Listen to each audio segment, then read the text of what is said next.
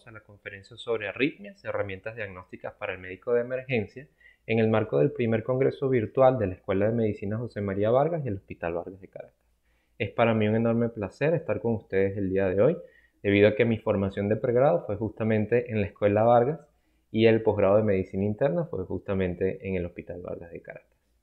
Entrando ya un poco en materia, el concepto de arritmias es cualquier trastorno que exista en el origen, frecuencia, regularidad o conducción normal del impulso cardíaco. Por lo tanto, cualquier variante distinta al ritmo sinusal normal debe considerarse una arritmia. Esto hace un concepto tan amplio que nos obliga a discernir cuáles son los pacientes en que realmente debemos intervenir y en cuánto tiempo tiene que ocurrir nuestra intervención. Para esto, el enfoque de esta charla va a ser hablar sobre aquellas arritmias que tengan una gran repercusión hemodinámica, que esa repercusión nos va a dar un cuadro clínico que debemos saber abordar y en base a eso definir el pronóstico de nuestro paciente, si es bueno o malo y en cuánto tiempo debemos instaurar nuestra conducta y cuál debe ser nuestro plan de acción. Para clasificar las arritmias, muy sencillo en cuanto a la frecuencia, menos de 60 latidos por minuto es una bradiarritmia y más de 100 latidos por minuto es una taquiarritmia. En cuanto al origen, es un poquito más complejo. El origen supraventricular es aquel que tiene un QRS estrecho por debajo de 120 milisegundos, mientras que el origen ventricular suele ser generalmente de QRS ancho, aunque en algunos casos el QRS ancho puede ser un origen supraventricular que esté conduciendo con aberrancia, ¿ok? Y para eso hay unos criterios que vamos a hablar más adelante. Pero en el tercer lugar, lo más importante de esta charla es saber identificar en cuáles pacientes hay una repercusión hemodinámica de esa arritmia, cuáles van a ser estables y cuáles van a ser inestables, que lo vamos a tocar cuando vayamos viendo los casos. Entonces, ¿qué herramientas diagnósticas les quiero traer? Esto es de mi contribución personal a la conferencia. La importancia de la historia y el examen físico, que debe ser no solamente minucioso, pero orientado al motivo de consulta y al estado de gravedad de cada uno de estos pacientes. En base a esa evaluación, nosotros vamos a decidir, en la gran mayoría de estos casos, instaurar un monitoreo cardiovascular no invasivo continuo, simplemente conectar al monitor y vigilar el ritmo cardíaco de nuestro paciente. Y en algunos casos donde tengamos tiempo y el pronóstico sea adecuado, podemos realizar entonces el abordaje en cuanto a electrocardiografía de 12 derivaciones, que nos va a dar mayor información y nos va a dar información pronóstica y saber qué vamos a hacer con nuestro paciente. ¿Cómo vamos a clasificar las arritmias? Esto no busca hacer una clasificación exhaustiva, sino agruparlo de forma didáctica para poder hablar de cada uno de estos trastornos. Básicamente vamos a hablar de tres grupos: el grupo de bradiarritmias, el grupo de taquicardias de QRS ancho y el grupo de taquicardias de QRS estrecho, y las más importantes, más frecuentes en la emergencia de cada uno. Empezando con las bradiarritmias, la primera que tenemos que hablar es la de la bradicardia sinusal, es la más frecuente y va a haber una gran variedad en cuanto a pronóstico y necesidad de conducta en estos pacientes. La bradicardia sinusal debe interpretarse de acuerdo al rango de frecuencia cardíaca, si bien todo ritmo menos de 60 latidos por minuto que sea sinusal es bradicardia sinusal, no es la misma conducta un paciente que tenga 30 o 35 latidos por minuto a aquel que tenga 50 o incluso por encima de esta frecuencia.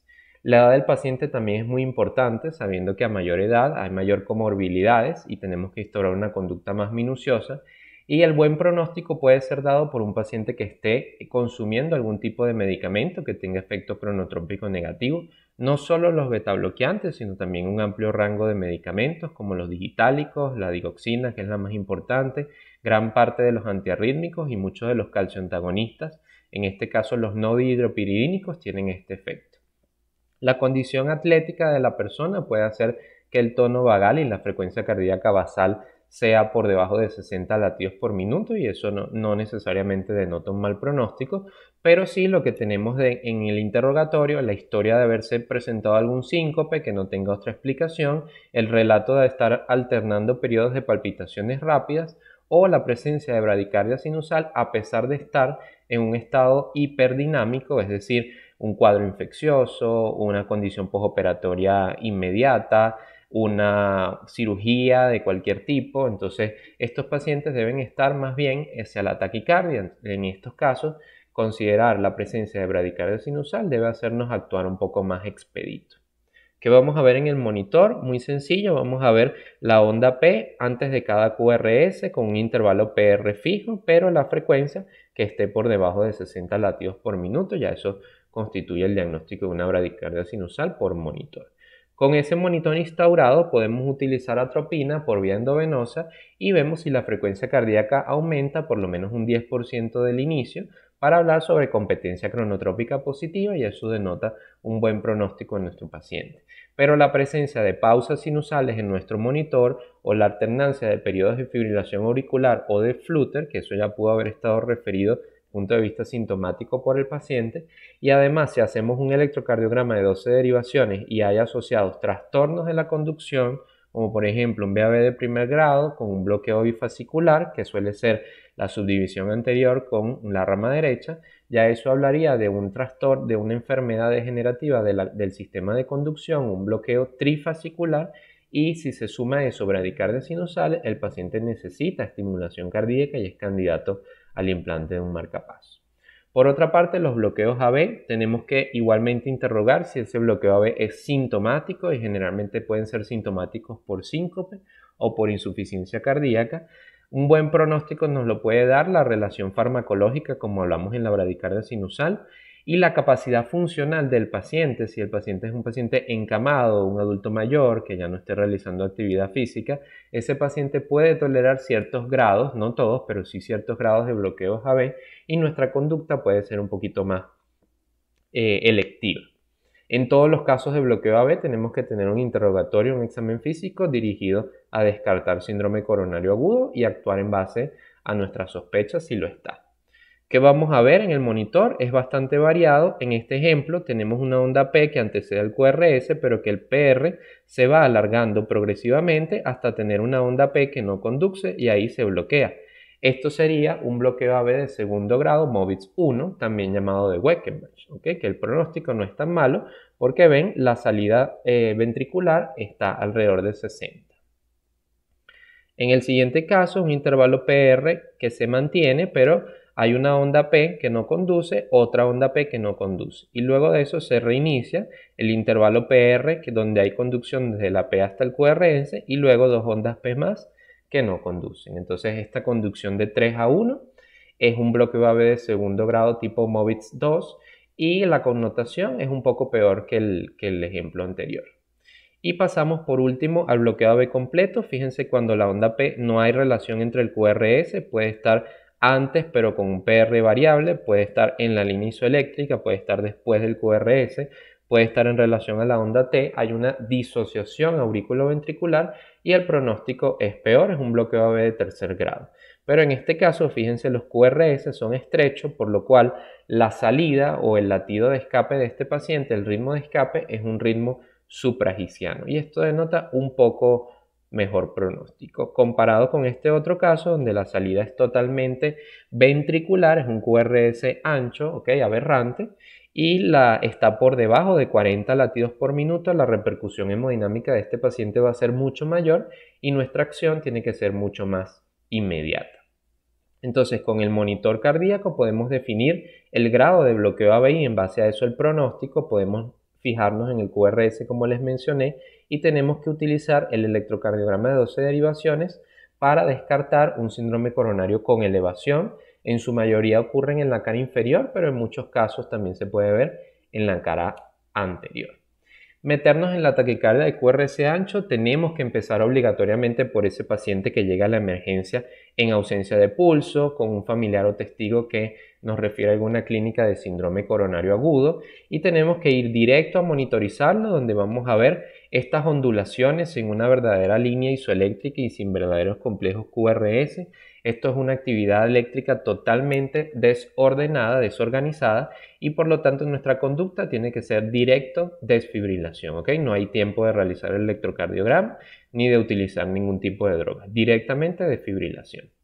El otro ejemplo de la taquicardia de QRS ancho, que puede ocurrir igualmente en el contexto de un síndrome coronario o un paciente con comorbilidades cardíacas previas, y puede tener incluso ausencia de pulso o signos de bajo gastos en algunos casos. Vamos a conectar directamente al monitor y vemos este ritmo que es bastante regular, pero el QRS es ancho y está por supuesto taquicárdico. Entonces, ¿Qué podemos instaurar en estos pacientes? Si estamos en el contexto de isquemia coronaria o insuficiencia cardíaca o signos de bajo gasto, no es solamente fijarse en las cifras de presión arterial, tenemos que pensar que estemos en el contexto de una taquicardia ventricular inestable y ese paciente va directamente a cardioversión eléctrica sincronizada. ¿Sincronizada por qué? Porque nuestra descarga debe ocurrir en la onda R, porque si ocurre sobre la onda T, el periodo refractario relativo tiene unas características donde la descarga puede desencadenar un ritmo peor, que en este caso sería fibrilación ventricular. En cambio, cuando se hace sobre la R no corremos ese riesgo. En el caso contrario, que el paciente no esté en ese contexto y la presión y el examen físico esté dentro de límites normales, podemos utilizar el monitor y el electrocardiograma de 12 derivaciones para hacer diagnóstico diferencial, si puede ser una supraventricular con aberrancia o si el paciente tiene previamente trae un electrocardiograma donde él ya tenía un bloqueo de rama preexistente. Podemos definir entre una TB sostenida cuando dura más de 30 segundos o salvas de TB no sostenida cuando duran menos de 30 segundos. Podemos registrar latidos de captura o de fusión cuando hay una actividad supraventricular que participa simultáneamente o que captura por completo la actividad ventricular eléctrica, o podemos aplicar los criterios de Brugada, Berikay y Pava que nos permiten diferenciar con gran sensibilidad la diferencia entre una taquicardia supraventricular con aberrancia y una verdadera taquicardia ventricular. Guardar ese electrocardiograma, por supuesto, para complementar futuros estudios en nuestro paciente. Otro ejemplo de taquicardia ventricular en el monitor puede tener este comportamiento donde hay cambio en el eje cardíaco, cambia la polaridad y el voltaje de los complejos QRS y lo hace de una forma gradual que está descrita de tipo oscilante, donde este caso sería una TB polimórfica, también llamada torsal de Point. Si el paciente está inestable, igualmente debe ir a cardioversión eléctrica sincronizada, pero si está estable, el manejo es distinto y el pronóstico es distinto. Se debe repletar los niveles de magnesio por vía endovenosa y utilizar algunos antiarrítmicos como amiodarona y lidocaína para mejorar al paciente. En el otro caso de taquicardia de QRS ancho puede ser muy estrepitoso, pero lo que varía es que puede ser un paciente joven en ausencia de comorbilidades, solamente antecedentes de acudir a emergencia por palpitaciones rápidas, pero puede estar incluso inestable hemodinámicamente con este ritmo en el monitor QRS sumamente ancho, una regularidad que realmente es variable, el intervalo RR, y hay variabilidad también en el voltaje de los QRS.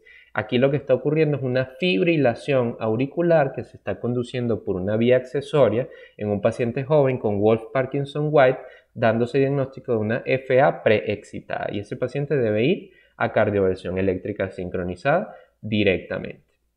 En el caso de las taquicardias de QRS estrecho tenemos que evaluar más parámetros que en las de QRS ancho.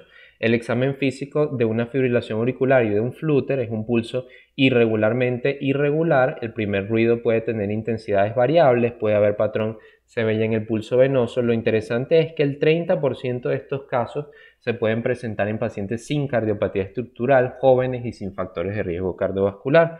En estos casos es muy importante interrogar y buscar los antecedentes para saber el tiempo de evolución de esta arritmia y que puede ocurrir muy bien dentro del síndrome coronario. Es el primer tipo de trastorno del ritmo en síndrome coronario, es la FA. El riesgo tromboembólico del paciente se tiene que evaluar por escalas clínicas, la más famosa es la CHA2DS y eso también nos va a decir qué podemos hacer en cuanto a la conducta. Entonces, ¿qué tenemos en el monitor? Un ritmo irregularmente irregular, generalmente con complejos QRS estrechos, ¿ok? Y que la respuesta ventricular puede ser muy variable, lenta, adecuada o incluso hasta rápida. Entonces, ¿qué puede guiarnos hacia una cardioversión de emergencia? La presencia de una FA paroxística, aparición menos de 48 horas, o un riesgo embólico bajo, o el contexto de un síndrome coronario agudo, o que el paciente tenga inestabilidad hemodinámica, y de igual forma como hablamos de las TB, el paciente debe ir a cardioversión de emergencia, sabiendo que la eléctrica es mucho más, tiene mayor tasa de éxito, mientras que la farmacológica puede ser útil en pacientes que tengan cierto grado de estabilidad, pero la FA sea paroxística y podemos darnos el lujo de intentar con algún antiarrítmico, que generalmente usamos amiodarona o propafenol. En el caso contrario, que sea una FA persistente, que ya tenga más de 48 horas de evolución, entonces tenemos que hacer un abordaje mucho más amplio de nuestro paciente. Tenemos que manejar las otras condiciones que se presentan junto con la fibrilación auricular, sobre todo la insuficiencia cardíaca, los cuadros sépticos. Sabemos de que la condición hemodinámica adversa de nuestro paciente aumenta las presiones dentro de la aurícula izquierda y esto perpetúa el fenómeno de fibrilación auricular y hace que un trastorno, un control del ritmo o una cardioversión sea mucho menos exitosa y mucho menos factible que en un paciente que no tenga estas condiciones. En ese caso podemos instaurar medicamentos para el control de la frecuencia cardíaca, sabiendo que un paciente con FA no tiene que estar necesariamente en 70 o en 70 latidos por minuto, podemos ser más permisivos porque estamos perdiendo la contribución de la aurícula hacia el llenado ventricular, podemos permitirnos frecuencias un poquito más altas mientras el paciente no esté en un síndrome coronario agudo o una cardiopatía isquémica crónica. Ese paciente, según el riesgo de las escalas, sobre todo CHA2-VAS y el riesgo hemorrágico de Hasbled, ese paciente debe ir a anticoagulación, debe estar bien anticoagulado antes de plantear una estrategia de ritmo, pero una vez que hemos controlado estas tres aristas, ¿ok? Sobre todo en esos pacientes con FA persistente o con cardiopatía estructural, con dilatación del ventrículo y dilatación de la aurícula, entonces podemos planificarlo adecuadamente para una cardioversión electiva o para un procedimiento de ablación, sobre todo si el paciente tiene flúter auricular, es un ritmo que tiene una alta tasa de éxito en un procedimiento de ablación, en estos casos del cabo y del istmo cabo-tricuspidio. Mientras que si hablamos de una fibrilación auricular, igualmente tienen opción a procedimientos de tipo de ablación de las venas pulmonares en este caso, y hay cierto grado de éxito y se debe siempre proponer ese manejo, procurar que el paciente esté en ritmo sinusal y a la larga vamos a mejorar el pronóstico y la calidad de vida de nuestro paciente. Para culminar, entonces recordar el enfoque que dimos a nuestra conferencia, ¿ok? Fue bastante concisa y precisa, pero lo que les quise transmitir, actuar en base a la repercusión hemodinámica del paciente, saber cuáles son los ritmos peor tolerados, por supuesto, fibrilación auricular, bloqueos AB con alto grado de bloqueo, ¿ok? Tercer grado o segundo grado MOVIX 2. Luego viene la taquicardia ventricular monomorfa cuando está inestable. Entonces, en base a esa repercusión, el cuadro clínico del paciente puede ser muy aparatoso directamente por el trastorno del ritmo y en base a eso darle un pronóstico a ese paciente y saber si el paciente, el cuadro es de mal pronóstico, cuál es la conducta que debemos instaurar. Muchas veces tenemos que hacerlo solamente en base al trazado del monitor y saber que no en todos los casos hay que complementar con el electrocardiograma de 12 derivaciones y evaluaciones por múltiples especialistas, sino que simplemente los hallazgos al monitor en nuestra emergencia pueden hacer que instauremos una conducta efectiva y eso ahorrarle una cantidad de complicaciones a nuestro paciente. Muchas gracias por su atención y que sigan disfrutando del Congreso.